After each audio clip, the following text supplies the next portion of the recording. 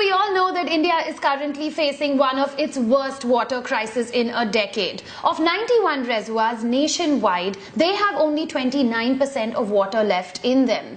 Thousands of villages all over Maharashtra are also facing one of its worst crises in a decade. They're depending solely on water coming in from tankers, donations and charities. South India, in fact, is worst off. Reservoir levels over there are almost at 20%. But you know what? This is happening the world over.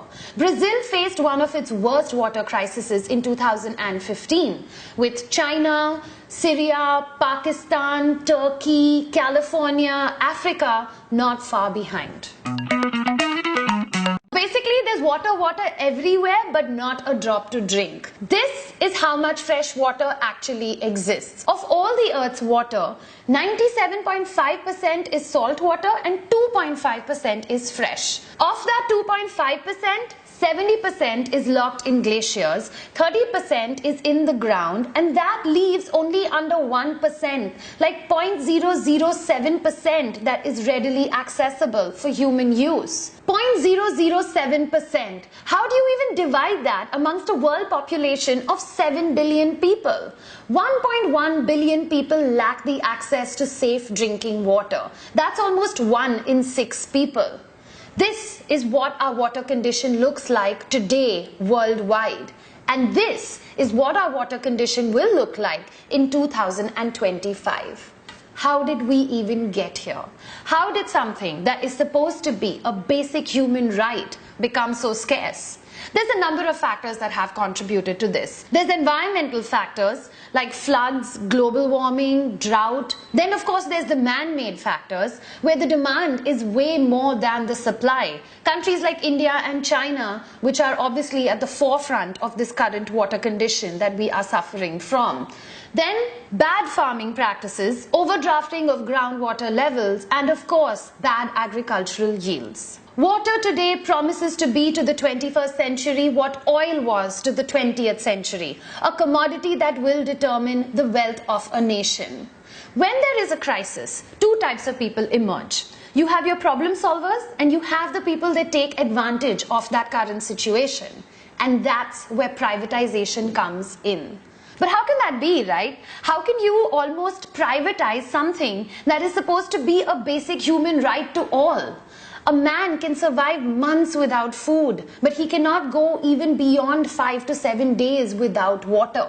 In fact, in 2010, the United Nations passed this huge glorified resolution where they said, the United Nations recognizes the right to safe and clean drinking water and sanitation as a human right, something that is essential for the full enjoyment of life and all human rights. But unfortunately, today we're in this situation where as the demand grows, the infrastructure for water crumbles and ultimately the world is running out of water. Now, many people out there believe that the cash-strapped governments can be helped by these angel investors, people that will come in and put their own private money. But not everyone believes that such kind of partnerships will actually improve the access of water to those that need it the most, the poor. Market distortions will kick in and they will ultimately deprive the needy of one of life's most critical resources. In fact, we already have the Indian version of something like this. It's called the water mafia.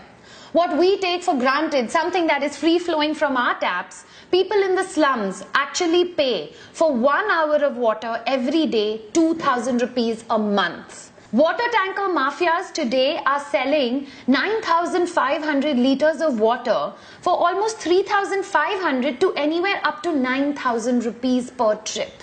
Where do you think their water is coming from? Our municipal cooperation pipes. In fact, California also has another sophisticated version of this. It's called a water bank, where big companies are buying water. But wait a minute, I just told you that California doesn't have any water. So what they're doing is they're buying something that is called as paper water. When California actually has that water in the future, it guarantees that these businesses will be the first ones to get that water. So what did they basically go and do? They went and they bought shares in water. They privatized our electricity and look at where it got us. With Reliance ruling the roost, even if you change to Tata Power, you have to pay Reliance something that is known as a wheeling charge, a charge that is almost 25% of your total bill.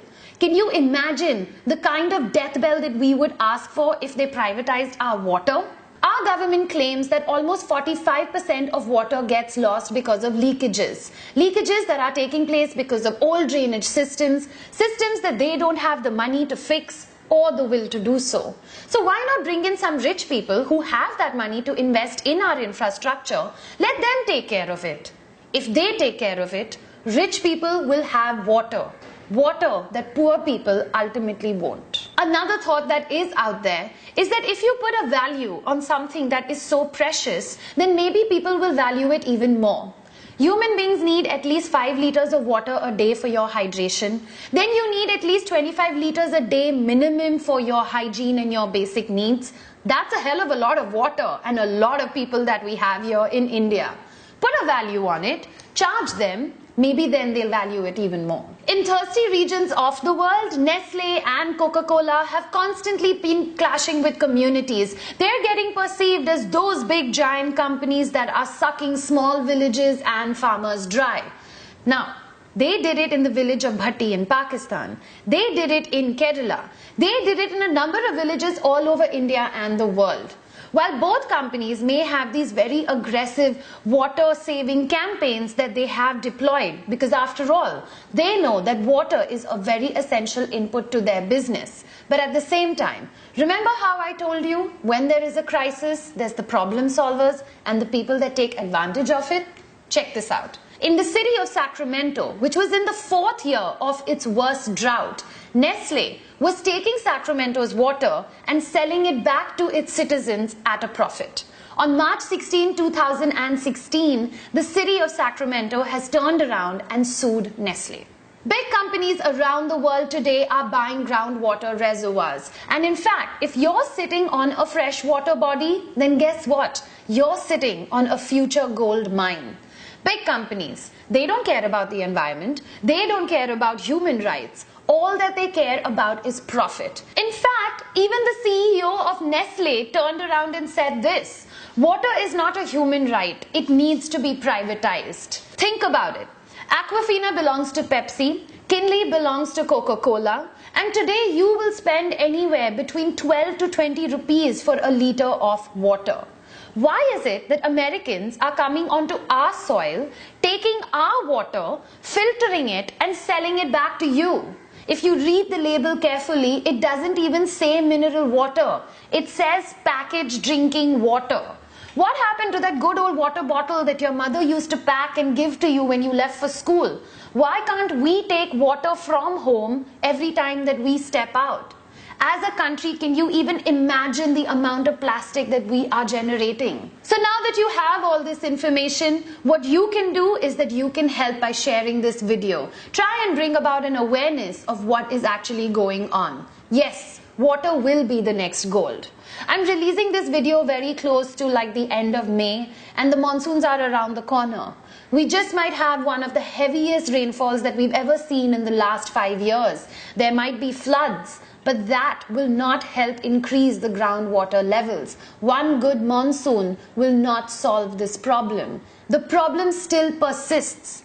And if this problem persists, then slowly the world will get divided into 2 halves. The water haves and the have-nots. There will be the winners, Canada, Alaska, America, and there will be the losers, India, China, Syria, Turkey. These will be people that will be different from the oil conflict of the 20th century. But what you will have is that a divide will take place. A divide where you will have those people that can afford to have these resources of water, and all these people that will be left fighting over these limited resources of water. Ultimately, we all will go to war. If you've seen the Oscar-winning movie The Big Short, the lead character, Michael Burry, he was the one that actually predicted the Wall Street meltdown that would take place 5 years before it actually took place.